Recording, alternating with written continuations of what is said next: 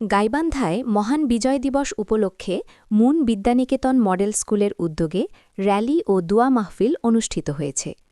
আজ মঙ্গলবার সকাল ৮টায় স্কুল প্রাঙ্গণ থেকে একটি বর্ণাঢ্য র্যালি বের হয়।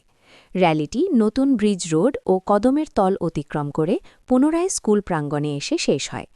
র্যালিতে অংশগ্রহণ করেন মুন বিদ্যানিকেতন মডেল স্কুলের প্রতিষ্ঠাতা পরিচালক মোহাম্মদ জাহিদ হাসান, সহকারী পরিচালক মোসাম্মদ আফরোজা বেগম, প্রধান শিক্ষক মোহাম্মদ আবু বক্কর সিদ্দিক, সহকারী শিক্ষক মোসাম্মদ শাহজাদি বেগম ও মোসাম্মদ সালমা আক্তার সহ অন্যান্য শিক্ষকবৃন্দ।